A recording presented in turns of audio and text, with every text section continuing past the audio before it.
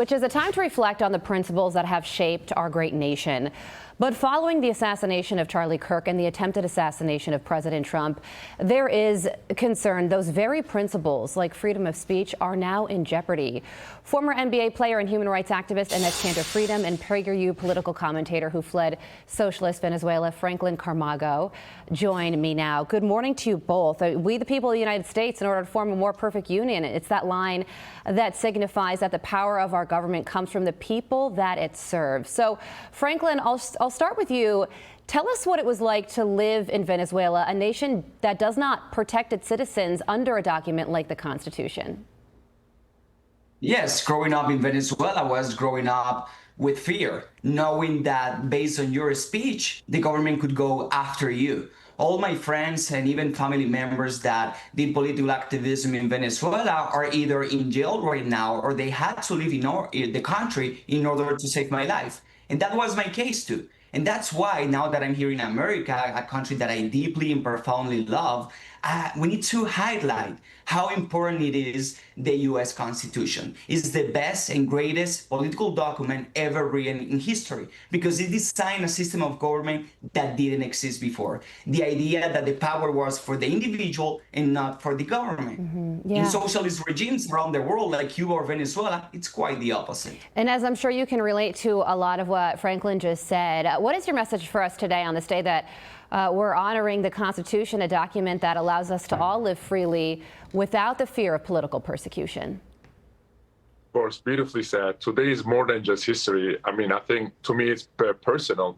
The Constitution is not just a document, but is a promise that every person in this country has the right to live free, to speak freely, and to pursue their dreams. You know, I was not born into freedom. I was born in a country where speaking your mind could cost you everything, your career, your safety, and even your family. When I spoke out against injustices in my homeland, Turkey, I was literally punished, I was silenced, and my family was threatened and jailed. And eventually, I was forced to leave the place that I call home. So coming to America literally changed my life.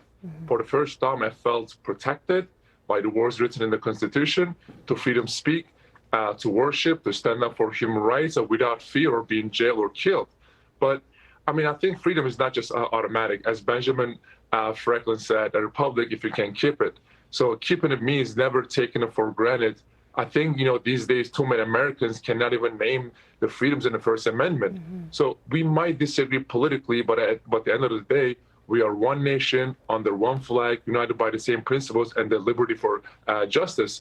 So I came here for because of freedom, and I will spend my life defending it for myself, for my family, and for the generations yet to come. You know, Franklin, today this nation feels very heavy because of the assassination of Charlie Kirk, somebody who investigators believe was killed because of his political beliefs. So while the Constitution protects us from government overreach, how do we protect us from ourselves in the form of political violence? So I think Charlie Kirk led by example, promoting one of the most important American principles, the idea that we have disagreements with others, we should debate. We should engage ourselves in a healthy exchange of ideas. We need to talk to each other. And actually, even Charlie Kirk said, and he predicted, when a society stops talking among themselves, problems start. Because it's very clear, when speech ends is when violence comes. And sadly, there is a political movement right now in America, it's the illiberal left, that thinks it's justified to use force to silence those who think differently. Because let's talk about BLM riots, Antifa riots. We're also talking about vandalizing Tesla. We're talking about glorifying the killing of CEOs, Trump assassination attempt, and now the assassination of Charlie Kirk.